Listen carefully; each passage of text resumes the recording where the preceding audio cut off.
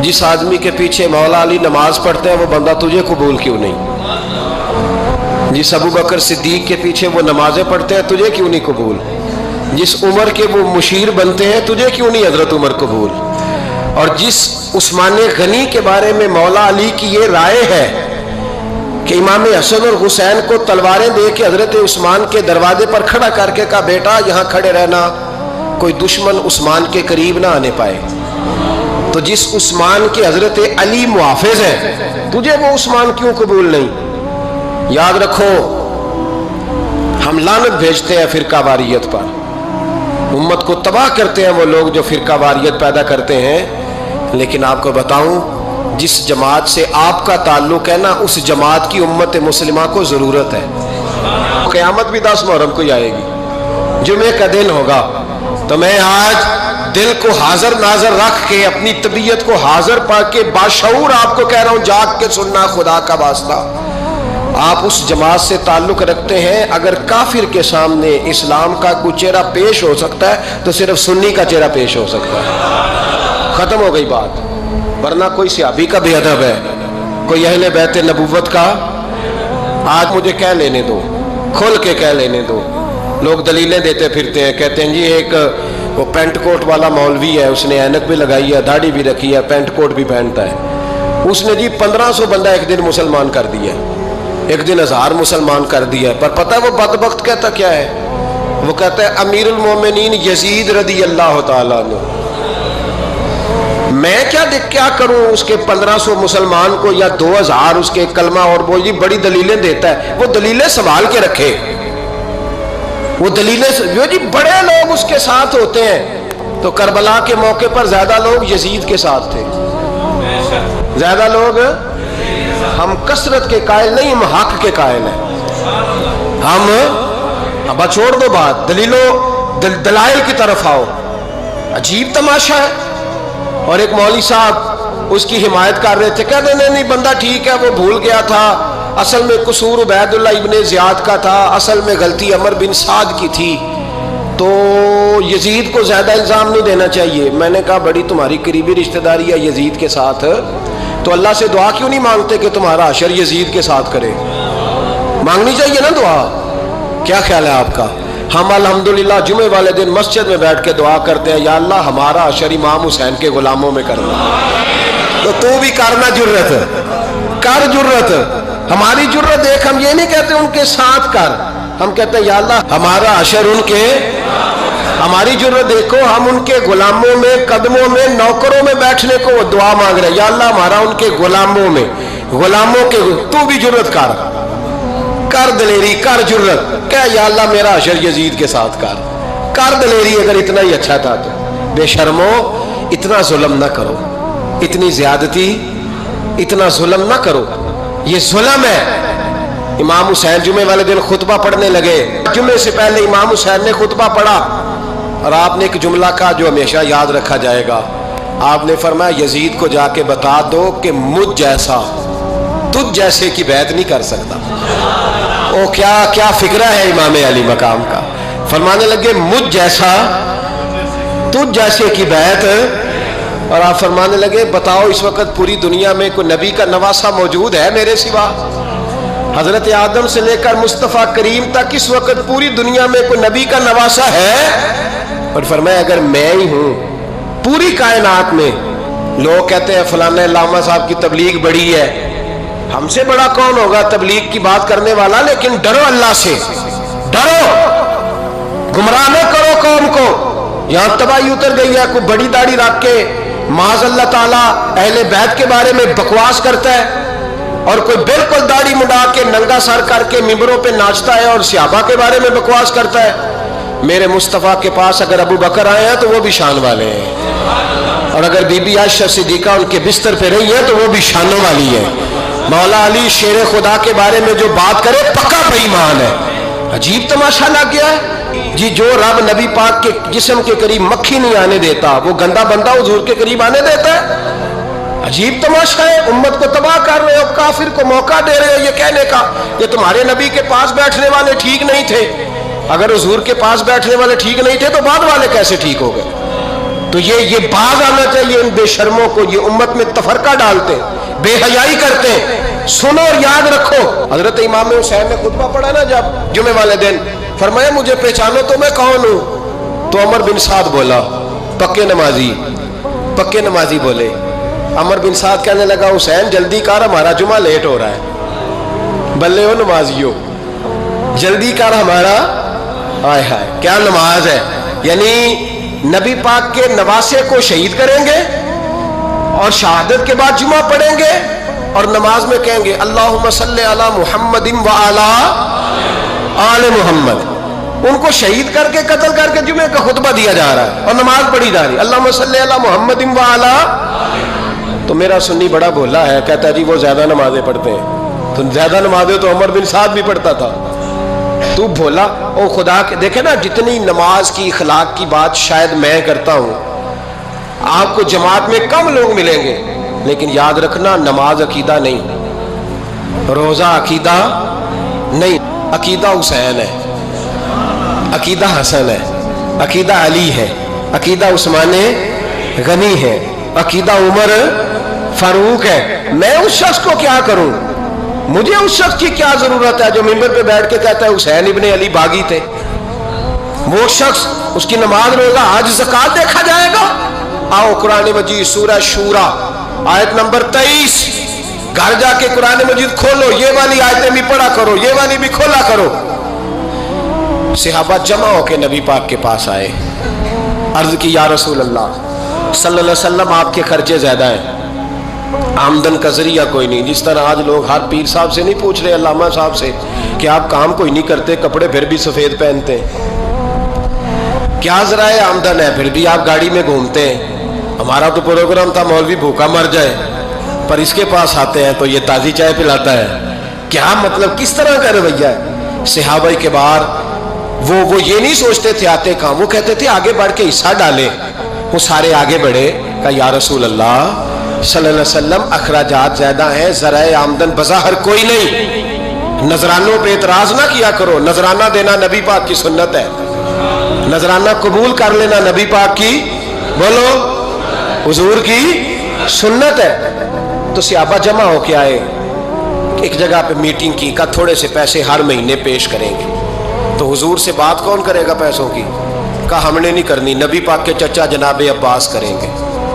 حضرت عباس رضی اللہ تعالیٰ عنہ کے ذمے لگایا گیا، جناب عباس آئے، حضرت عباس رضی اللہ تعالیٰ عنہ پیسے لے کے آئے، اور سیانے بندے تھے، انہوں نے بڑی سمجھداری والی، عقل مندی والی بات چھیڑی۔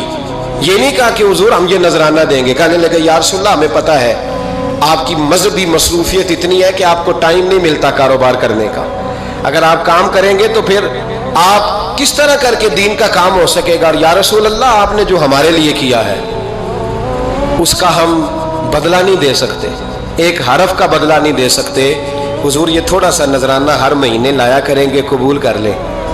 نبی پاک کے سامنے رکھا ہی تھا کہ اللہ کا قرآن بول پڑا، کا کل لا اسألکم علیہ اجرا، محبوب ان سے فرما دو کہ میں نے تمہارے لیے بڑی تکلیف سہی ہے، پر میں تم سے کوئی اجر نہیں مانگتا، تم سے کوئی اجر نہیں مانگتا۔ ہاں اگر تم نے کچھ کرنا ہے الا المودۃ فی القربى، تو میرے قریبیوں سے پیار کرتے رہنا، میری ختیجہ سے پیار کرنا، میری عائشہ کا ادب کرنا، میرے قریبیوں کا احترام کرنا۔ یا رسول اللہ ازواج تو گھر میں ہے ہی، قریبی کوئی اور بھی خاص ہے جس کا ادب کرنا ہے؟ تو نبی پاک نے فرمایا ہاں علی، فاطمہ، علی اور فاطمہ کی اولاد، فرمائے ان کا ادب کرتے رہنا، اس کا مطلب یہ ہوگا کہ تم نے میرے ساتھ بڑا ہی اچھا سلوک کیا ہے۔ کہا ان کا ادب کرنا، جناب علی، سیدہ فاطمہ، اور دونوں کی ان کا ادب کرنا فرائض دین، اہل بیت کا ادب کرنا فرائض۔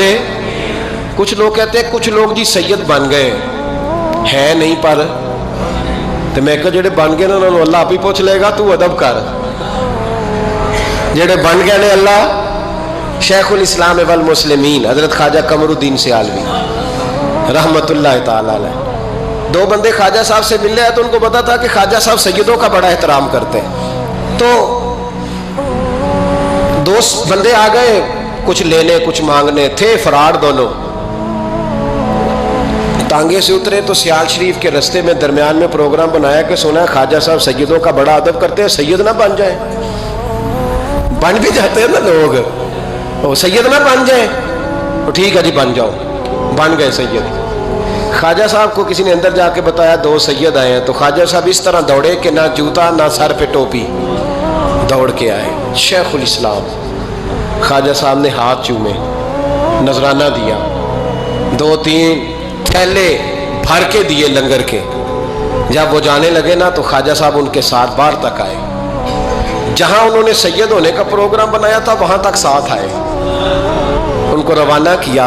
उनमें से एक बंदा खुद ही बोल पड़ा, कहने लगा हुजूर यहाँ लोग दरवाजे तक छोड़ने आते हैं या गाड़ी तक? ना दरवाजा ना गाड़ी, आप दरमियान में रुखसत करने आए, समझ नहीं आई। तो ख्वाजा साहब फरमाने लगे तुम यहीं सैयद बने थे, यहां तक अदब करना जरूरी था। यहां तुम सैयद बने थे, यहां तक अदब करना, पीछे तुम सैयद नहीं हो तो मैं कैसे अदब करूं? जहां तक तुम सैयद हो वहां तक अदब करना। और मेरे आला हजरत ने अकीदा दिया, कहने लगे तेरी नस्ल पाक में है बच्चा बच्चा नूर, तेरी नस्ल पाक में है बच्चा बच्चा नूर का, तू है ऐने नूर तेरा सब घराना नूर का। तो मियाँ साहब ने इसकी वजाहत भी की। मियाँ साहब से कहा हुजूर अदब करता कौन है? सारे तो अदब करते नहीं। तो मैं दूर नहीं ना जाता, पुराने मुहद्दिसीन नहीं पूछता, ये कश्मीर में मियाँ मोहम्मद बख्श साहब से पूछ लेते हैं हुजूर अदब करता कौन है? तो मियाँ साहब फरमाने लगे असला नाल जे नेकी करिए। किना नाल? असला नाल जे नेकी करिए तो नस्ला ताक नहीं भुल दे। हाँ बेअसला नाल नेकी करिए तो फुल कंडिया नाल तुल दे। बेअसला फरमाने लगे जो असल होगा ना इखलाक का, किरदार का, खानदान का असल, वो हमेशा मुस्तफ़ा के सहाबा का भी एहतराम करेगा और अहले बैत नबूवत का भी इनका अदब करे। सुने नबी पाक ने क्या फरमाया, तिरमिजी में हदीस है। नबी पाक ने खुतबा हुज्जतुल विदा दिया। लोग हमें कहते हैं नमाज रोज़ा हज ज़कात इससे आगे ना जाओ। हुजूर ने खुतबा दिया, फरमाया मैं तुम्हें 2 चीज़ें दे के जा रहा हूँ, अगर थाम के रखोगे तो गुमराही तुम्हारे पास नहीं आएगी। या रसूलल्लाह कौन कौन सी?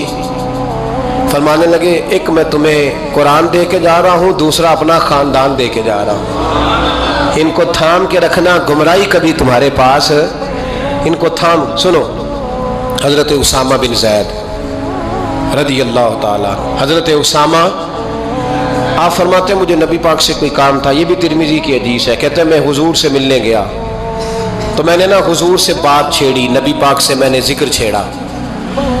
जब वो बात मैंने करनी शुरू की ना तो हुजूर ने चादर ओढ़ी हुई थी, बुक्कल जिसको मारते हैं, कहते हैं चादर ओढ़ी हुई थी। तो नबी पाक की ना चादर में 2 चीज़ें हरकत कर रही। तो जनाब उसामा बिन ज़ैद रदी अल्लाह ताला अन्हु फरमाते हैं बात करते करते मेरी तवज्जो जब उधर गई तो मैं असल बात ही भूल गया। मैं कहना कुछ चाह रहा था, मेरी जुबान से कुछ निकल रहा था। क्योंकि जब तवज्जो बट जाती है ना, इसलिए तवज्जो बट जाए तो फिर लफ्ज़ों का हुस्न बरकरार नहीं रहता। तो जनाब उसामा बिन ज़ैद कहते हैं मैं कहना कुछ चाह रहा था, मेरे मुंह से निकलता कुछ और था। तो सरकार समझ गए। तो हुजूर सल्लल्लाहु अलैहि वसल्लम मुस्कुरा के कहने लगे भूल गए हो ना बात? तो मैंने कहा हुजूर भूल गया हूँ। तो कहते मैं भी इनसे कब से कह रहा हूँ कि बाद आ जाओ, लेकिन ये नहीं आ रहे। कहते मैं और परेशान हुआ कि ये किन से हुजूर कह रहे हैं। तो नबी पाक ने चादर मुबारक को खोला, एक बगल से इमाम हसन निकले, दूसरे से इमाम हुसैन निकले। यहाँ भी मुल्ला परेशान है, बड़ी टेंशन में है। कहता है जी हर नाना ही अपने नवासों से प्यार करता है। तो मैंने कहा बेवकूफ़, ये आम नाना नहीं, ये वो वाले नाना है जिनके बारे में अल्लाह कहते हैं वमा यंतिकु अनिल हवा इन हुवा इल्ला वह्यु यूहा। फरमाया मेरे महबूब उतनी देर तक बोलते नहीं जब तक मैं हुक्म नहीं कर देता। तो इमाम हसन और हुसैन का प्यार भी अल्लाह का हुक्म था, इसलिए हो रहा था। फरमाते जब नबी पाक की बगलों से वो दोनों निकले ना तो मैंने हुजूर की आंखों में चमक देखी, नूर देखा। और जैसे बंदा किसी से प्यार करता है तो चेहरा भी बता नहीं रहा होता। आजकल की जुबान में कहते हैं बॉडी लैंग्वेज, उसकी बॉडी लैंग्वेज भी बताती है कि ये जो बात कर रहा है ना ये तारी है। तो महबूब फरमाने लगे उसामा ये दोनों मेरे बेटे हैं, ये दोनों मेरे बेटे हैं क्योंकि मेरी बेटी के बेटे हैं। और फरमाया उसामा मैं इनसे बड़ा प्यार करता हूँ। काश उम्मत इन लफ्ज़ों को समझ जाए। हुजूर ने फरमाया मैं इनसे बड़ा प्यार करता हूँ, मैं बड़ा प्यार करता हूँ, और मैंने रब से दुआ की है या अल्लाह जो इनसे प्यार करे तो उससे प्यार करना। मैंने ये दुआ की है, ए अल्लाह जो इनसे प्यार करे तो उससे भी प्यार करना। हजरत इमाम हसनैन, पहली बात यह है कि इनका प्यार ईमान का हिस्सा है, इनका प्यार ईमान का हिस्सा है। इनसे जो प्यार ना करेगा वो साहिब ईमान। हजरत उमर फारूक, अल्लाह अकबर, हजरत उमर जैसा बंदा, 24 लाख मुरब्बा मील का हुक्मरान, और शाह रूम को खत लिख के कहता है मैं मिन्नत नहीं करता, मैं हुक्म देता हूँ। इतना तगड़ा बंदा। जंगे कादसिया के लिए हजरत साद बिन नबी वकास को भेजा, फतुह शाम पढ़ के देखें। हजरत उमर बड़े परेशान हैं, इतने दिन हो गए कोई रिपोर्ट ही नहीं आई। अब तो मोबाइल है ना, तो एक एक मिनट की रिपोर्ट लें आप, बल्कि आप एक एक मिनट की फ़ोटो लें आप, रिपोर्ट तो दूर रह गई। हज़रत उमर फारूक रज़ी अल्लाह ताला अन्हु बड़े परेशान हैं कि कादसिया में हज़रत साद बिन नबी वकास के साथ लोग जिहाद करने गए, रिपोर्ट कोई नहीं आ रही। इतने परेशान थे कि बाहर निकल के ना उस रास्ते पे बैठ जाते जो रास्ता कादसिया की तरफ से आता था। जो भी आता जाता पूछते जंग के क्या हालात हैं। उधर जब अल्लाह ने फतह दे दी ना, तो हज़रत साद बिन नबी वकास रज़ी अल्लाह ताला अन्हु ने ना एक कासिद को ख़त दे के भेजा। कहने लगे उमर के पास जाओ, उन्हें इत्तला दो कि अल्हम्दुलिल्लाह अल्लाह ने इस्लाम को फतह अता कर दी। ये हज़रत उमर को जाके देना। वो बड़े परेशान होंगे। वो जो उस ज़माने में इस तरह होता था कि कई दूर दूर से सहाबा जो दूसरे शहरों के मुल्कों के रहने वाले होते थे, वो भी आके शामिल हो जाते थे जिहाद में। कोई एक दफ़ा मदीने आया, कोई 2 दफ़ा आया, फिर अपने अपने इलाकों में। बहुत सारे लोगों ने ज़्यादा दफ़ा हज़रत उमर को देखा भी नहीं था। वो जो कासिद ख़त लेके आया था ना, उसने एक आध दफ़ा देखा था, हज़रत उमर बूढ़े हो गए, वो पहचानता नहीं था। उधर से वो ख़त लेके आ गया। हज़रत उमर मदीने से बाहर निकल के उस रोड पे बैठे थे जो कादसिया से आता था। जब वो उस आदमी को आते देखा तो हज़रत उमर उठ के खड़े हो गए, फरमाने लगे कादसिया से आ रहे हो? वो क्या कहता है? फटे पुराने कपड़े, टूटे हुए जूते, सर पे पुरानी पगड़ी। कहने लगे गुलाम मदीने के रहने वाले हो? हज़रत उमर कहने लगे हाँ मदीने का हूँ। कहा मैं कादसिया से आया हूँ, अल्हम्दुलिल्लाह अल्लाह ने इस्लाम को फतह दे दी है, अल्हम्दुलिल्लाह कुफर की कमर टूट गई है। उसने ये बात करके तो घोड़े को एड़ी लगाई, घोड़ा दौड़ने लगा मदीने के। हज़रत उमर भी साथ साथ दौड़ रहे। फरमाने लगे अच्छा बताओ खालिद बिन वलीद का क्या हाल है? थोड़ा आगे जाके फरमाने लगे उसामा बिन ज़ैद कैसे है? वो कहते ठीक है। फिर उसने और घोड़ा, उमर साथ साथ दौड़ रहे हैं, साथ साथ। 24 लाख मुरब्बा मील का हुक्मरान, एक जूता पैर से निकल गया, उमर दौड़ रहे हैं। आगे जाके पूछते हैं साद बिन नबी वकास का क्या हाल है? कहा हुजूर वो भी ठीक है। कितने लोग मेरे शहीद हो गए मुसलमानों में से? कहने लगा सही गिनती का नहीं पता, ये लफ्ज़ अदा होते होते मदीने की सरहद आ गई। लोगों ने उमर को घोड़े के साथ दौड़ते देखा तो कहा अमीरुल मोमिनीन क्यों दौड़ रहे हैं? वो गुलाम छलांग लगा के नीचे आया, कदमों में बैठ गया। कहने लगा हुजूर आपने बताया ही नहीं आप अमीरुल मोमिनीन हैं। आप फरमाने लगे क्या बताता? मैं तो ऊंट चराने वाले का पुत्र हूँ, क्या बताता? वो उमर हूँ जिसने अपने गुनाहों का हिसाब देना है, क्या बताता? जो साद बिन नबी वकास को जिहाद पे भेज के खुद बुज़दिलों की तरह घर में बैठा है, क्या बताता? कोई हैसियत नहीं, कोई तार। तूने अच्छा किया, तू तो मुजाहिद था, मुझे साथ साथ दौड़ाया, तूने अच्छा किया। जितने लोग थे चीखे मार के रोने लगे। हज़रत फारूक आज़म से कहने लगे उमर जब तक तेरे जलवे रहेंगे अल्लाह कामयाबियाँ ही अता फरमाएगा, जब तक तेरा रंग रहेगा अल्लाह ताला नवाजता ही रहेगा। कुछ नहीं, कभी अपना आप जाहिर ही नहीं किया। बहुत बड़े थे, बहुत बड़े थे हज़रत उमर, बड़े थे। हज़रत अबू राफ़े गुलाम थे, कुरान पाक बड़ा सोना पढ़ते थे। हज़रत उमर जब भी उन्हें मिलते कहते अबू राफ़े तो उमर से अच्छा है, कुरान बड़ा शानदार पढ़ता है। तो वो कहते हुजूर अगर मैं कुरान सही पढ़ता हूँ तो आपको कुरान की तशरीह ज़्यादा सही आती है, आप भी तो मुझसे अफजल हैं। तो आप फरमाते नहीं फिर भी तो मुझसे अफजल है। क्यों? इसलिए कि तू अपने आका की नौकरी भी ठीक करता है और रब की इबादत भी ठीक करता है, और मुझे खाली सिर्फ इबादत करनी होती है वो भी ठीक नहीं कर पाता। सारी ज़िंदगी अपना मुहासबा, सारी ज़िंदगी अपने गिरेबान में देखा, सारी ज़िंदगी अपने आप को परखा, अपने आप को टटोला। 62 साल उम्र बीत गई। हज़रत हुज़ाफ़ा बिन यमान एक सहाबी थे, मेरे नबी करीम अलैहिस्सलाम ना उनसे राज की बातें करते थे। ہر بندے کا ہاضمہ ٹھیک نہیں ہوتا، سب سے راز کی بات نہیں کرنی چاہیے۔ حضرت حذیفہ بن یمان کہتے ہیں حضور راز کی باتیں بتاتے ہیں۔ مدینہ منورہ میں جو منافقین تھے ان کی لسٹ بھی نبی پاک نے حضرت حذیفہ بن یمان کو دی تھی۔ جب کوئی مشکوک آدمی مر جاتا نا تو صحابہ کہتے ہیں ہم دیکھتے اگر حضرت حذیفہ نے جنازہ پڑھا ہے تو ہم بھی جنازہ پڑھ لیتے۔ نبی پاک نے بھی کچھ جنازے نہیں پڑھے، ترمذی میں ہے، فرمایا عثمان سے جو بغض رکھے اس کا جنازہ نہیں پڑھیں گے۔ حضرت حذیفہ بن یمان اگر جنازہ پڑھتے تو لوگ پڑھتے، وہ نہ پڑھتے تو لوگ جنازہ نہ پڑھتے۔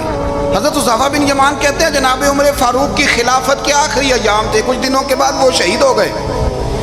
فرماتے آدھی رات کا وقت تھا، میں گھر میں سویا تھا بڑا بے فکر، اچانک میرے دروازے پہ دستک ہوئی، میں گھبرا کے اٹھا، اتنی رات کو کون آیا؟ کہتے ہیں قربان جاؤں، دروازے پہ گیا تو امیر المومنین فاروق اعظم دروازے پہ۔ میں نے کہا عمر کوئی حکم تھا تو مجھے بلا لیتے۔ کہنے لگے میں نا امیر بن کے نہیں آیا، تیرا ویر بن کے آیا ہوں۔ امیر المومنین کی حیثیت سے سرکاری کام سے بلاتا تو وہاں بلاتا، مجھے ایک ذاتی کام پڑ گیا۔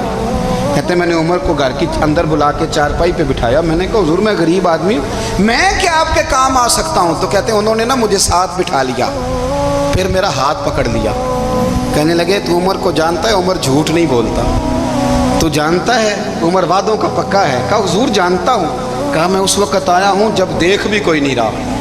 حضرت حذیفہ بن یمان کہتے ہیں پریشان ہو گیا، حضور پہلیاں نہ بجھوائیں، مہربانی کریں بتائیں کدھر آئے ہیں؟ حضرت عمر فاروق فرمانے لگے 62 سال کا ہو گیا ہوں، 63 میں چل رہا ہے، داڑھی سفید ہو گئی ہے، پھل پک گیا، اٹھ فریدہ ستیا، داڑھی آ گئی پور، اگا نیڑے آ گئی، پیچھا رہ گئی دور، اب نا اب قبر اشر کا معاملہ صاف نظر آنے لگا ہے۔ کہا حضور مجھ سے کیا چاہتے ہیں؟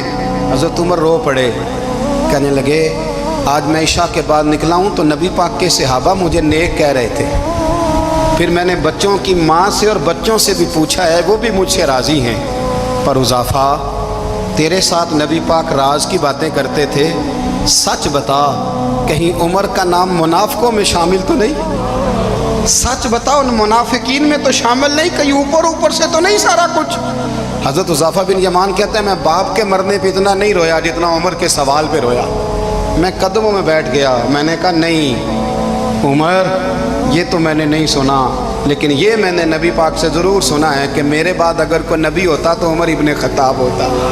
یہ میں نے اپنے کانوں سے سنا ہے کہ عمر جس گلی سے گزرے شیطان رستہ بدل جاتا ہے۔ یہ میں نے اپنے کانوں سے سنا ہے کہ 950 سال حضرت جبریل جناب عمر کی شان بیان کریں تو پھر بھی بیان نہیں ہو سکتا۔ یہ میں نے ضرور سنا۔ دوستو ساری زندگی حضرت عمر نے اگر دوسروں کا محاسبہ کیا تو اپنا اور اپنے بچوں کا بھی کڑا خیال رکھا، اپنی ذات پر بڑی توجہ دی۔ جو لوگ اپنا بھول جاتے ہیں نا، ہمیں اپنی صحت کا بڑا خیال ہے لیکن اپنی روحانی زندگی کا کوئی خیال نہیں ہے۔ حضرت عمر فاروق رضی اللہ تعالیٰ عنہ نا باہر والوں کا بھی بڑا سخت حساب کرتے تھے۔ بڑا ایک گورنر صاحب نے لباس بڑا شاندار پہننا شروع کر دیا تھا تو حضرت عمر نے اتروا کے نا تو انہیں ٹاٹ کا لباس پہنا کے تو اونٹ چرانے کی ڈیوٹی دے دی تھی۔ اتنا سخت احتساب کرتے تھے۔ کسائی کی دکان پر بھی 1-2 گھنٹے کھڑے ہوتے تھے۔ جو آدمی مسلسل 2 دن گوشت خریدتا تھا نا، فرماتے تھے اس کا ٹیکس بڑھا دو، لوگوں کو دال نہیں مل رہی اور یہ روز گوشت کھاتا ہے۔ حضرت فاروق اعظم اس کو جزیہ کہا جاتا تھا، یا کچھ اور معاملات ہوتے تو بڑھا دیتے تھے۔ مسلسل جو 2 دن آدمی گوشت کھاتا تھا، فرماتے تھے مدینے میں غربت ہے، اگر یہ والا نظام تم کرو گے تو غریب لوگ کس کی طرف دیکھیں گے؟ لیکن اس سے زیادہ بڑھ کر جو ان کی زندگی کا معیار اور سٹیٹس تھا وہ یہ تھا کہ اپنے گھر کا خاص خیال رکھتے، خاص توجہ کرتے۔ ملک شام سے اور ایران سے کچھ لوگ آپ کی خدمت میں آئے تو وہاں سے کچھ کنیزیں بھی آئیں، ان کے بادشاہ کا پیغام لے کے۔ شاہ ایران کی کنیز کو ملکہ نے کہا کہ نا حضرت عمر کی زوجہ کو دیکھ کے آنا ذرا کس طرح کی ہے۔ ہمارے ملک میں کیا کہتے ہیں؟ خاتون اول، باقی سارے دوؤں میں خاتون اول۔ ذرا خاتون اول کو دیکھ کے آنا۔ تو وہ جب آئی نا گھر میں ملنے تو کہا کہ مجھے میری ملکہ نے کہا تھا کہ عمر کی زوجہ سے اہلیہ سے ملاقات کر کے آنا۔ تو حضرت عمر کی اہلیہ نے نا ایک جوڑا کپڑوں کا دے دیا ملکہ کے لیے، اور ایک خوشبو کی شیشی دے دی۔ اب جب وہ تحفے وہاں گئے تو اس ملکہ نے نہ کچھ سونے کا سامان بھیجا، کچھ زیورات بھیجے، کچھ تحائف بھیجے۔ جب حضرت عمر کے گھر آئے نا، وہ خادم لے کے آیا، اس نے کہا جی آپ کی اہلیہ نے تحفے بھیجے تھے، تو جواب میں شاہ ایران کی بیوی نے، یہاں جس ملک کا وہ سفیر تھا، انہوں نے بھی یہ بھیجے ہیں۔ تو حضرت عمر فاروق نا وہ تحفے لے کے گھر گئے تو جا کے کہنے لگے اپنی اہلیہ سے، یہ تو کب سے تحفے تحائف بھیجنے لگ گئی ہے، یہ کب سے نظام شروع ہو گیا؟ تو کہ حضور تحفہ دینا لینا تو ٹھیک ہے، سنت ہے، محبت بڑھتی ہے، تو یہ کوئی قباحت نہیں، اور میں نے اپنی ذاتی استعمال کے لیے جو چیزیں رکھی تھی وہ میں نے دی ہیں۔ تو حضرت عمر فاروق رضی اللہ تعالیٰ عنہ فرمانے لگے ہم نے کسی ملک کے ساتھ اور اس کے بادشاہ کے ساتھ ذاتی تعلق نہیں بنانا، تعلق جو بھی بنے گا رسول اللہ کے دین کی برکت سے بنے گا، ذاتی رشتے نہیں ہم نے قائم کرنے۔ ذاتی آپ کے ملک کی جو ایئر لائن جس کا ہر سال خسارے کا ڈنڈورا پیٹا جاتا ہے نا، وہ ہمارے بادشاہ صاحب اور صدر صاحب اگر غیر ملکیوں کو گھوڑا کبھی بھیجنا ہو نا، گھوڑا، تو پورا ایک جہاز گھوڑا لے کے تحفے میں جاتا ہے، پورا جہاز غریب قوم کا یہ سرمایہ، اور قوم بڑی بادشاہ ہے، لائنوں میں لگ کے ووٹ دیتی ہے۔ دو کام ہمیشہ لائن میں لگ کے کرنے، ایک بل لائن میں لگ کے جمع کرانا ہے اور ایک ووٹ لائن میں لگ کے، تاکہ پھر پورے 5 سال لائن میں ہی لگے رہیں۔ مرضی سے آپ ووٹ دینا، پر جو بات درست ہے اس کو سنو۔ حضرت عمر فاروق رضی اللہ تعالیٰ عنہ نے اپنی اہلیہ سے پوچھا کتنے کا تھا وہ تیرا جوڑا اور خوشبو کی شیشی؟ انہوں نے کہا 3 دینار کی۔ فرمایا یہ 3 دینار تیرے، اور باقی جو تحفے آئے ہیں وہ تو خود کہہ، چونکہ اس نے تیرے نام بھیجے ہیں، تو کہہ کہ میں مال غنیمت میں دیتی ہوں، تو کہہ میں مسلمانوں کو کہہ۔ تو زوجہ ہنس پڑی، کہنے لگی میں نہ بھی کہوں تو مجھے کہنا تو پڑے گا ہی، کہنا تو میں نے ہے ہی، کیونکہ سامنے عمر فاروق ہیں، لہذا فرمایا کہہ دیتی ہوں میں نے دیا خزانے کو۔ حضرت عمر نے جمع کرا لیا۔ میں یہ کیا بات ہوئی، میرے گھر والے جو مرضی کریں، ان کا معیار زندگی جس طرح کا مرضی ہو۔ اور حضرت عمر ایک جملہ کہا کرتے تھے، اللہ کرے کہ یہ باتیں اس دور حاضر میں ہماری سمجھ میں آئیں۔ حضرت عمر فاروق رضی اللہ تعالیٰ عنہ اپنے بچوں کو فرمایا کرتے تھے کہ بہت آدمی کو بھوک لگی ہو نا، اور پھر اس کی پسند کا کھانا پکا ہو، تو اتنے شوق سے وہ اس کھانے کو دیکھتا ہے نا، فرمایا اس طرح پوری قوم اپنے بادشاہوں کے خاندان کو دیکھتی ہے، اس تیزی کے ساتھ دیکھتے ہیں کہ ان کے گھر میں کیا ہو رہا ہے، ان کا معیار زندگی کیا ہے، ان کا سٹیٹس کیا ہے۔ آپ کے بچے دونوں کاروبار کے لیے مصر گئے، ایک بہت بڑا قافلہ گیا مدینے سے مصر تجارت کے لیے، تو یہ گئے تجارت کے لیے، تو حضرت عبداللہ ابن عمر، حضرت عبید اللہ ابن عمر، حضرت عمر کے دونوں بیٹے گئے۔ جناب عمر فاروق کے بچے جب وہاں پہنچے تو مصر کے گورنر نے نا لوگوں کو تعارف کرایا کہ یہ عمر فاروق کے بیٹے ہیں۔ ایک چھوٹی سی بات کر دوں، یہ چودھری کے بیٹے کو کون بتاتا ہے کہ تو چودھری کا بیٹا ہے؟ باہر والے بتاتے ہیں، گھر والے۔ اور سیٹھ صاحب کے بیٹے کو کون بتاتا ہے کہ تو سیٹھ صاحب کا بیٹا ہے؟ اور مالک کو کون بتاتا ہے کہ تو مالک کا بیٹا ہے اور یہ کرایہ دار ہے؟ یہ کون بتاتا ہے؟ یہ سوچ ہم دیتے ہیں بچوں کو، چودھری اور کمی کی سوچ، امیر اور غریب کی سوچ، مالک اور کرایہ دار کی سوچ، گھر کے مالک کی اور کام کرنے والے کی سوچ، یہ ہم دیتے ہیں۔ یاد رکھنا، یہ ہم دیتے ہیں، یہ ہمارا مزاج ہے، یہ باہر سے نہیں آتی۔ تو کوئی شہزادہ ہے، تو سیٹھ ہے، تو نواب ہے، یہ سوچ باہر سے نہیں آتی، یہ اماں سوچ دیتی ہے، اماں، یہ ابا سوچ دیتا ہے۔ اور پھر جب تباہی اترتی ہے تو اس کے ذمہ دار بھی باہر والے نہیں ہوتے، گھر والے ہوتے ہیں، گھر والے۔ ہمارے بچوں کی طبیعتوں پر زیادہ نقش باہر والوں کا نہیں ہوتا، گھر والوں کا ہوتا ہے، یاد رکھیے گا۔ حضرت عمر فاروق رضی اللہ، بچے ہیں، شہزادے ہیں، وہ کاروبار کرنے گئے اور وہاں بتایا گورنر صاحب نے کہ یہ فاروق اعظم کے بچے، امیر المومنین کے۔ لوگوں نے ان سے زیادہ مال خریدا، تجارت میں زیادہ نفع ہوا، ظاہر ہے کہ وہ آپ کے جو اللہ خیر کرے حکمران ہیں، ان کے کاروبار کتنے ملکوں میں ہیں، کس بنیاد پر ہیں؟ وہ صرف اس بنیاد پر کہ وہ حکمران رہے، ان کے لیے آسان تھا بڑے لوگوں سے تعلقات بنانا۔ حضرت عمر فاروق رضی اللہ تعالیٰ عنہ کے بچے ڈھیروں مال کما کے جب واپس آئے نا، تو حضرت عمر سے آ کے بچوں نے بطور محبت کا، ابا جی اللہ نے بڑا ہی فضل کیا ہے، بڑا مال کمایا الحمدللہ، یہ دیکھیں کتنا نوازا ہے۔ تو حضرت عمر کہنے لگے سارے قافلے نے اتنا ہی کمایا ہے، سارے قافلے نے اتنا ہی کمایا ہے؟ तो हुजूर नहीं, सारे काफिले ने इतना नहीं कमाया, सबको इतना नहीं मिला। वो तो वहाँ गवर्नर साहब ने लोगों को तारुफ कराया था कि ये उमर के बच्चे हैं, तो लोगों ने फिर हमसे बड़ा ही खरीदा। तो हज़रत उमर फरमाने लगे ठीक हो गया, मैं बात समझ गया, इस तरह करो जो तुम्हारी असल ज़र थी ना, जो राज थी, वो रख लो और बाकी सारा माल माले खजाना में जमा करा दो, इसलिए कि ये तुमने तजारत नहीं की, ये तुमने अपने बाप का नाम बेचा है, ये तुमने अमीरुल मोमिनीन के बेटे होने का फ़ायदा उठाया है। फरमाया ये तुम्हारा नहीं हक, ये मुसलमानों का है, इसलिए कि ये माल तुमने मेहनत से नहीं कमाया, ये बाप की कुर्सी का फ़ायदा उठाया है। और फरमाया अगर तुमने माल जमा ना कराया तो मैं माल भी ले लूँगा ज़बरदस्ती और कोड़े भी मारूँगा, डबल सजा दूंगा, मर्जी से जमा कराओगे तो कोड़ों से बच जाओगे। बड़े बेटे ने तो जमा करा दिया, तो छोटा थोड़ा परेशान हुआ। तो हज़रत अब्दुल्लाह इब्न उमर छोटे भाई का माथा चूम के कहने लगे बेटे चुप करके जमा करा, यहाँ भी फ़ख्र करके हम उमर के बेटे हैं और क़यामत में भी फ़ख्र करेंगे कि हम फारूक आज़म के बेटे हैं। यहाँ भी नाज करेंगे और वहाँ भी नाज करेंगे कि उमर के बच्चे हैं। हमारे बाप ने खुद भी हलाल ही खाया है और जब हमारी कमाने की बारी आई है तो हमें हुक्म भी हलाल खाने का दिया। भाई हमारा मिजाज दे। बच्चा जब लेके आता है 2 लाख रुपया तो कभी पूछे कहाँ से आया है? जब वो पहले दिन गलत दोस्तों के पास जाके बैठता है तो कभी निकाला घर से उसे। ये बहुत सारे खमियाजे हमें इसलिए भुगतने पड़ते हैं कि हम इब्तदा में सुराख बंद नहीं करते, जब उसमें शिकाफ पड़ जाता है, सैलाब आता है तो हमें होश आती है। हज़रत उमर ने अपने घर में निगरानी रखी, कड़ी निगरानी। ज़्यादा नमाज घर में पढ़ते थे हज़रत उमर, नफली नमाजें ज़्यादा। क्यों भला?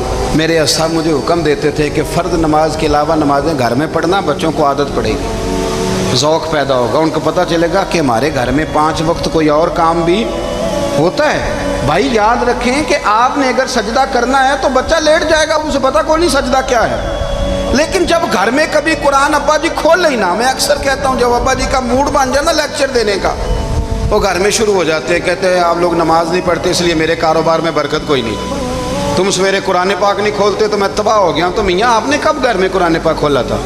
आपने कब नमाज पढ़ी? आपने कब घर के अंदर अल्लाह रसूल का जिक्र किया था? आपने कब हदीस छेड़ी?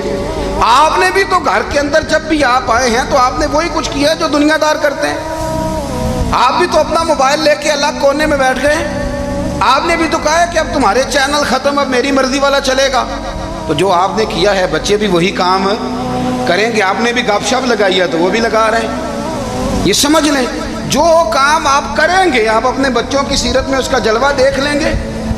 बड़ी पक्की सी बात है कि आपको बच्चे की आदतें देख के समझ आ जाएगी कि मैं भी यही करता था और ये भी।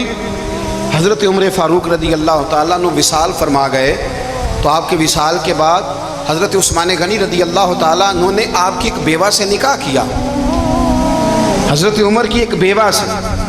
जब वो आपके निकाह में आई तो कहने लगी हज़रत उस्मान गनी से कि हुजूर ना तो मैं खूबसूरत हूँ और ना मैं जवान हूँ, ना आपकी कोई खिदमत कर सकती हूँ, मेरे साथ निकाह करना समझ में नहीं आया।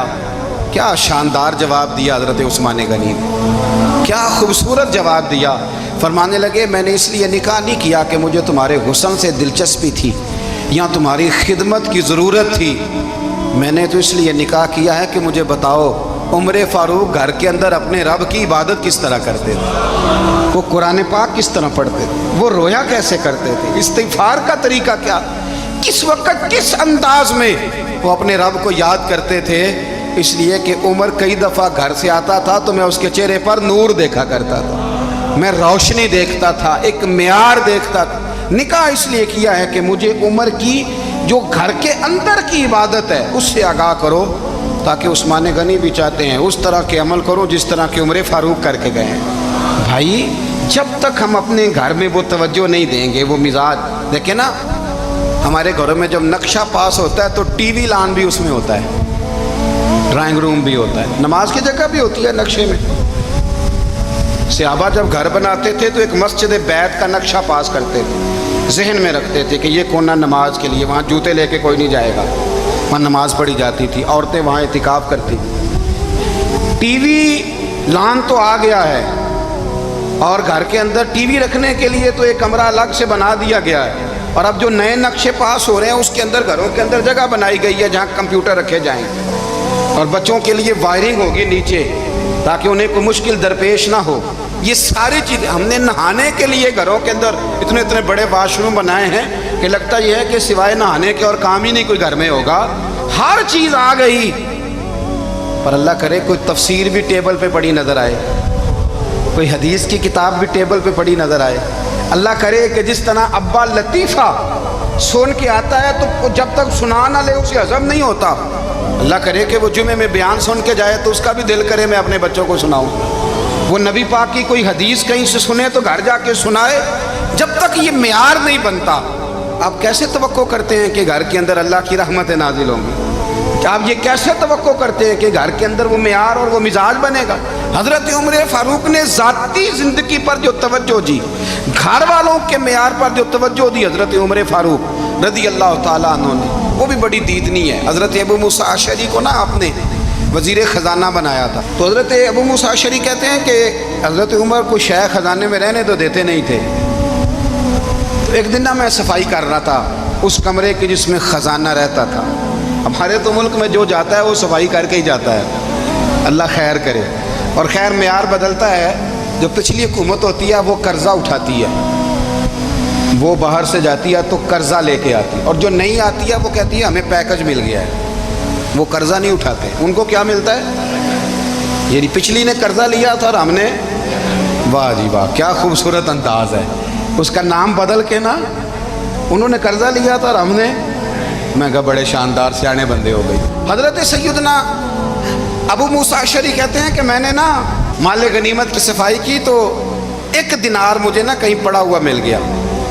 تو فرماتے ہمیں اجازت ہوتی تھی کہ 1 دینار ہم اپنی مرضی سے کہیں خرچ کر سکتے تھے. اگر آپ ناراض نہ ہوں تو ہمارے ہاں جب چیئرمین صاحب، ناظم صاحب ٹھیکے دیتے ہیں تو ٹھیکیدار ان کا چھوٹا بھائی ہوتا ہے، یا چچا کا بیٹا ہوتا ہے، یا خالہ کا بیٹا ہوتا ہے. وہ خود ناظم ہوتے ہیں اور ان کا چھوٹا بھائی ٹھیکیدار ہوتا ہے. یعنی وہ نا سارا کچھ گھر کے اندر ہی رہتا ہے. گھر کے اندر ایک پیسہ دیتا ہے، دوسرا واپس اس کو واپس کر دیتا ہے، گھر کے اندر ہی. اب تو خیر ہمارے لوگ سمجھدار ہو گئے. ایک بندہ ایک سیاسی جماعت میں ہوتا ہے، دوسرا دوسری میں، اور تیسرا جس کی بھی حکومت آئی حکومت تو ہماری رہے گی نا، ایک بندہ تو ہے نا اس جماعت میں. یہ اچھا لوگوں نے ایک طریقہ نکالا ہے. تو حضرت عمر کے بیٹا گزر رہا تھا تو حضرت ابو موسیٰ اشعری کہتے ہیں میں نے صفائی کی تو 1 دینار نکلا. تو میں نے وہ 1 دینار نا حضرت عمر کے بیٹے کو دے دیا. میں نے کہا لو بیٹا اپنے چچا کی طرف سے تحفہ. تو گھر جا کے انہوں نے حضرت عمر کو بتایا کہ چچا نے پیسے دیے ہیں. چھوٹے بچے تھے. حضرت عمر نے حضرت ابو موسیٰ اشعری کو بلا لیا اور بلا کے فرمانے لگے میں تو تمہیں اپنا دوست جانتا تھا اور تو نے میری اولاد کو ہی دنیا دار بنانا شروع کر دیا. میرے بچوں کو ہی تم نے دنیا دار پیسوں پہ لگانا شروع کر دیا. میں تو تمہیں یار سمجھتا تھا.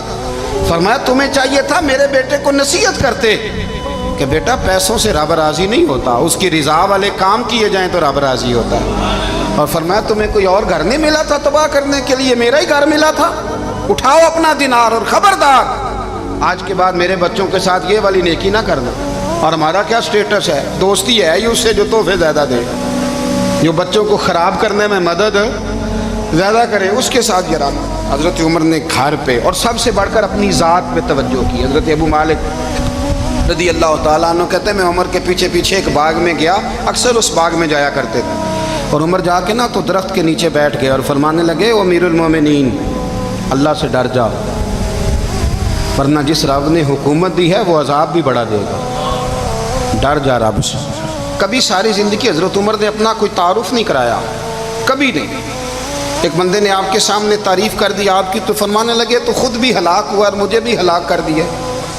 کیا ضرورت پڑی ہے میری تعریفیں کرنے کی؟ اتنی دیر میری تعریف میں لگائی. اللہ کا ذکر کرتا رب تجھے ثواب دیتا، حضور پہ درود پڑھتا تو رب تیرے اوپر رحمتیں نازل کرتا. کس چکر میں ہے؟ آج جتنا اچھی کوئی خوشامد کرے اتنی اچھی وزارت ملتی ہے، جتنی اچھی اس کو جو ہے وہ چاپلوسی کرنی آیا درجہ بھی اسے اتنا ہی اچھا ملتا. آج کیے ہیں امام حسن اور حسین نے مدینہ طیبہ سے مکہ پیدل جا، یہ ان کا ذوق تھا. عبادات کے ساتھ تعلق. 9-10 محرم کی درمیانی رات تھی. عمر ابن سعد نے آ کے امام حسین رضی اللہ تعالیٰ عنہ کی خدمت میں یہ عرض کیا, کہنے لگا کہ امام دو ہی باتیں ہیں, جہاں آپ یزید کی بیعت کریں گے یا آپ جنگ کریں گے. امام علی مقام فرمانے لگے صبح بات کریں گے, آپ جائیے صبح بات کریں. حضرت عباس رضی اللہ تعالیٰ عنہ حاضر بارگاہ ہوئے اور عرض گزار ہوئے, بھائی جان آپ کا فیصلہ جو صبح ہونا ہے مجھے ابھی پتا ہے, بیعت تو آپ نے کر دی نہیں, ہونی تو جان گئے. تو یہ بڑے عجیب لوگ ہیں یزیدی, یہ سوچیں گے کہ پتہ نہیں حسین نے سوچنے کے لیے ٹائم مانگا, آپ ابھی بتا دیتے. تو امام علی مقام رضی اللہ تعالیٰ عنہ فرمانے لگے عباس آپ کا کیا خیال ہے, میں نے سوچنے کے لیے ٹائم لیا. تو حضور پھر کس لیے لیا ہے؟ فرمایا تجھے پتا تو ہے مجھے سجدوں سے بڑا پیار ہے. نوجوان بول کے بتائیے کس چیز سے پیار ہے؟ مجھے سوز دے, مجھے ساز دے, مجھے نیم شب کا نیاز دے, دم سجدہ خود کو میں توڑ دوں, مجھے ایسا ذوق نماز دے. میں تیری بہار کا پھول ہوں, کھلا بھی ہوں تو تیرے لیے, مجھے میری شاخ سے توڑ لے, مجھے اپنی زلف کا ناز دے. سجدوں سے بڑا پیار. تو میں چاہتا ہوں ایک رات رہ گئی ہے, میں بھج کے اپنے رب کو سجدے تو کروں. تو دوسرا ان کی زندگی کا اہم پہلو ہے عبادات. یہ آج کل یہ بے موسمہ سا پھل ہوتا جا رہا ہے, لوگ توجہ ہی نہیں کرتے, محفلیں لمبی نمازیں چھوٹی, تصویریں دیر تک اور سجدے تھوڑے. تو یہ رویہ اہل دل کا نہیں, صوفیاء کا نہیں. تو کہیں سے گنجائش نکالتے ہیں کس طرح رب کے حضور حاضر ہو گئے. تیسری بات جو اہل بیت نبوت سے آپ کو بہت سیکھنے کو ملے گی وہ ہے بہادری, دلیری, جذبہ حریت. رخصت کا رستہ کبھی اختیار نہیں کیا, جب بھی کیا ہے عزیمت کا رستہ اختیار کیا. راہ جب بھی چنی ہے جد و جہد کی چنی, جب بھی رستہ اختیار کیا ہے کوشش کا, کاوش کا, سعی کا. یہ جو ڈھیر سارے لوگ فارغ بیٹھے ہیں نا سارا دن اور باتیں بنا رہے ہیں, اتنی قیمتی زندگی ہے اور آپ ساری بیڈ پہ گزار رہے ہیں, بیکار ضائع کر دیا سارا وقت. اللہ تبارک و تعالیٰ نے کتنی خوبصورت انسان کی ساخت بنائی ہے. الذی خلقک فسواک فعدلک فی ای صورت ما شاء رکبک.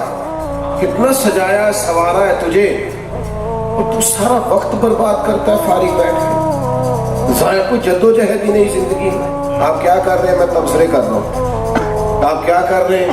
میں جناب آرام کر رہا ہوں. میں زندگی کی تلخیاں. آپ تو بلا وجہ وقت ضائع کریں, کوئی کام کریں. میں کئی دفعہ کچھ دوست کہتے ہیں نا آج کل بور بڑا ہو رہا ہوں, تو میں کہتا ہوں بور ہونے کے لیے بھی تو ٹائم چاہیے نا, ہمارے پاس تو ہے ہی نہیں بور کا بور. وہ بھی تو کوئی ٹائم ملے تو بندہ ہوتا ہے نا, تو اب ٹائم ہی نہ ہو تو بور کیسے ہوں گے. آپ فارغ ہیں اس لیے بور ہیں, کوئی کام کریں, جد و جہد کریں. اور نوجوان فارغ ہے تو بزدل ہے, کاہل ہے. آپ جوان ہو کے والد پر بوجھ بنے ہوئے, جوان ہو کے اہل خانہ پر بوجھ بنے ہوئے. یہ وقت تھا کہ آپ ملت کو سنبھال لیتے, مشقت کرتے. ایک کی تو پیشہ برا ہے دنیا میں, وہ ہے کسی کے آگے ہاتھ پھیلانا. باقی جو ریڈی لگا کے عزت کی روزی کماتا ہے بڑا شان والا آدمی ہے. وہ جو صبح اینٹیں اٹھائے جا رہا ہے وہ بڑا عزت والا ہے, مزدور اللہ کا دوست ہے. آپ جد و جہد کریں. اہل بیت نبوت, صحابہ کرام, حتیٰ کہ انبیاء کرام علیہ السلام کو بھی دیکھیں تو مسلسل جد و جہد ہے, مسلسل کوشش ہے, مسلسل کاوش. ہمہ جہد زندگی میں محنت. کام کریں, اٹھیں, نکلیں, کچھ کریں, ہمت کریں. ہم تو بچاتے ہیں نا بچوں کو, بیٹا باہر نہ جانا, لڑائی ہو رہی ہے. مولا علی شیر خدا رضی اللہ تعالیٰ جہاں زیادہ خطرہ ہوتا تھا وہاں شہزادوں کو بھیجتے. سناؤ اپنے بچوں کو کس سے خیبر و خندق کے, کہانی سن کے حیدر کی دلوں سے ڈر نکلتا ہے.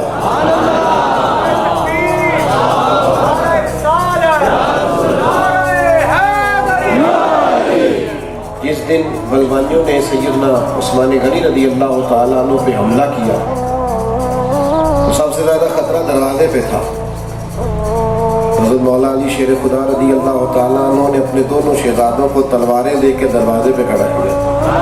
تو میں بیٹا کوئی شخص بھی تمہارے خالو تک پہنچ نہ جائے گا, یہاں کھڑے رہے. سخت جگہ جی وہاں کھڑا کیا. بچوں کو بزدلی سکھا رہے ہیں, ڈر سکھا رہے ہیں, ان کے مزاجوں کے اندر کاہلی پیدا کر رہے ہیں. آرام پسندی ہمارا مزاج بن گیا. طبیعت ایسی ہے, بستر پہ تو تب جانا چاہیے جب بندہ پورا تھک جائے اور پورا جو ہے اس کی طبیعت چور ہو جائے, ورنہ جب تک آپ بیدار ہیں آپ کام کریں, جدوجہد کریں. آج کل سب سے زیادہ کیا کام ہوتا ہے؟ موبائل دیکھنے کا کام.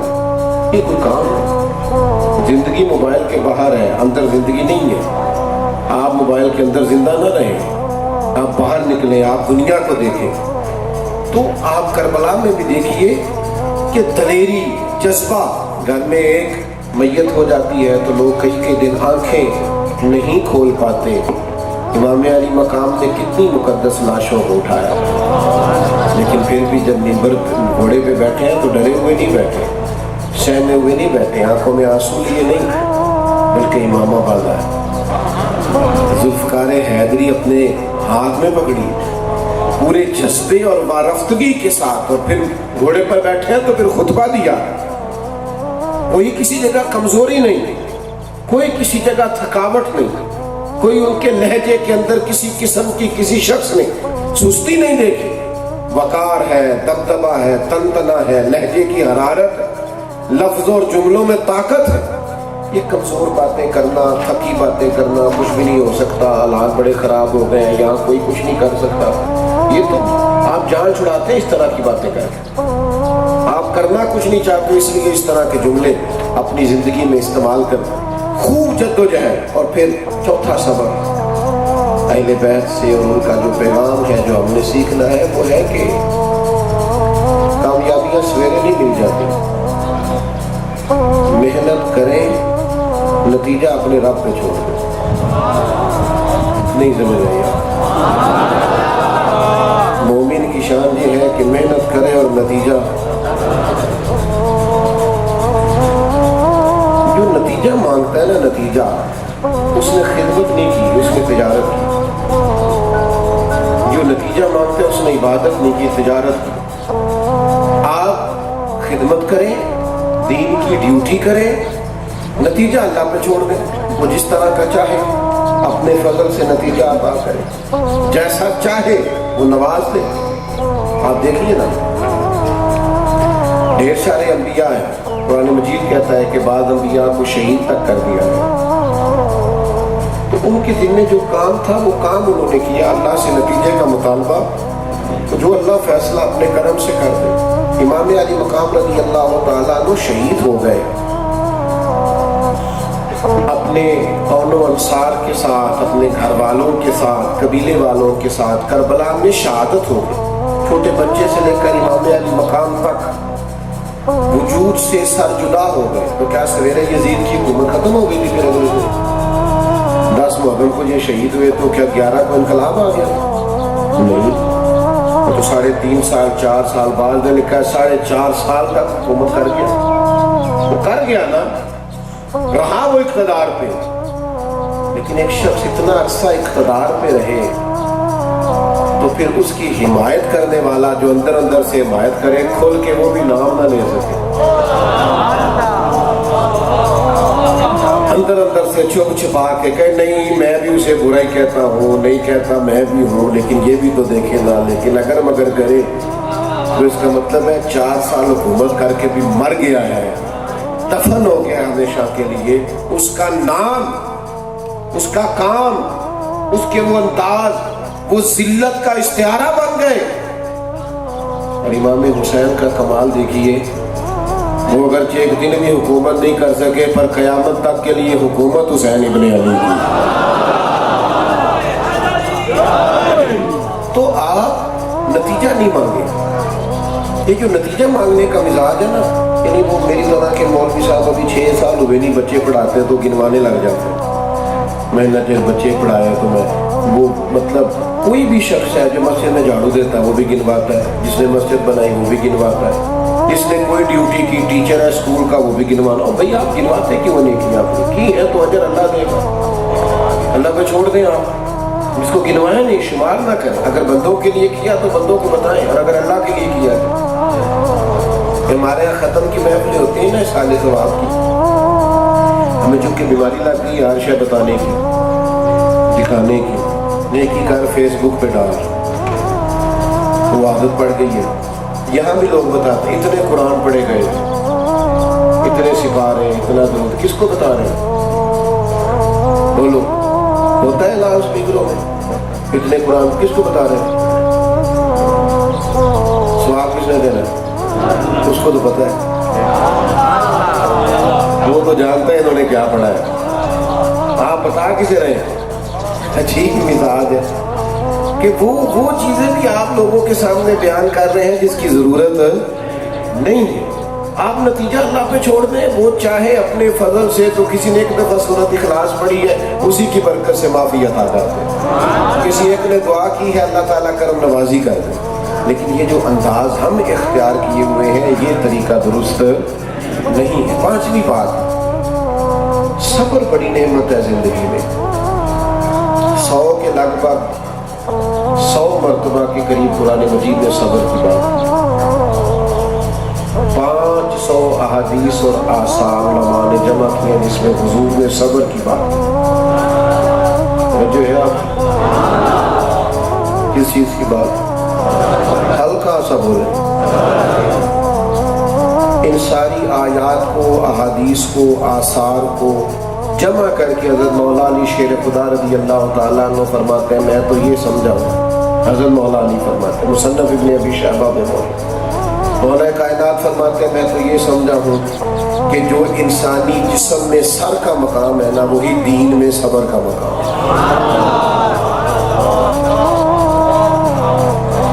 आपने माशाल्लाह मुझे बड़ी दाद दी, अब आप नाराज होने लगे हैं मुझसे, मैं आपको नाराज करने लगा हूँ। इतना ज्यादा सब्र का दर्जा किताब व सुन्नत में, और हमारे मुआशरे में जोश है नहीं है। वो क्या है? नहीं ना तुसी बोल देना क्या जी, तुसी नाराज होने लगे हो गए हो तुसी। मैं चले छोटी सी बसीरत मेरी भी है, हो गए नाराज आप। जो नहीं है वो क्या है? ये दोस्त अब यहाँ से मुझे आगे जाना है, कोई और वादे हैं, कुछ बीमार रहा तो कुछ वादे जो थे वो ज़्यादा बढ़ गए, पिछले भी आगे आ गए, अगले प्रोग्राम भी थे। अब कोई कह देगा ना थोड़ा पीछे हट जाए, इसका मतलब है आगे हो जाए थोड़ा सा, इसका माना ये समझते हैं।